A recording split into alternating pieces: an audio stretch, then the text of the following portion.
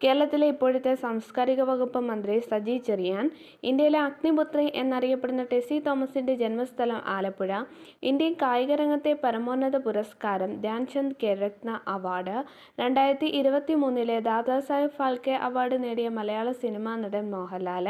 കേരള നവോത്ഥാന രംഗത്ത് ധാരാളം മാറ്റങ്ങൾക്ക് വഴിതെളിച്ച അടുക്കളയിൽ നിന്ന് അരങ്ങത്തേക്ക് എന്ന പ്രസിദ്ധമായ നാടകം രചിച്ചത് വി.ടി. ഭട്ടതിരിപ്പാട്. ഇന്ത്യയുമായി കരാതിർത്തി പങ്കിടുന്ന രാജ്യങ്ങളിൽ ഉൾപ്പെടാത്ത രാജ്യമാണ് തജക്കിസ്ഥാൻ. ഉത്തരപർവ്വത മേഖലയിൽ സ്ഥിതി ചെയ്യുന്ന ഹിമാചൽ പ്രദേശ്, ടിബറ്റ് എന്നിവയെ തമ്മിൽ ബന്ധിപ്പിക്കുന്ന ചുരമാണ് ഷിപ്കില ചുരം. കാരക്കോറം പർവ്വതനിരയുമായി ബന്ധപ്പെട്ട് ശരിയായ പ്രസ്താവന 1-3. കാരക്കോറം പർവ്വതനിരയിലാണ് ഗോഡ്വിൻ ഓസ്റ്റിൻ സ്ഥിതി ചെയ്യുന്നത്. കാരക്കോറം പർവ്വതനിരയുടെ തുടർച്ചയായാണ് ടിബറ്റിലെ കൈലാസ പർവ്വതനിരകൾ.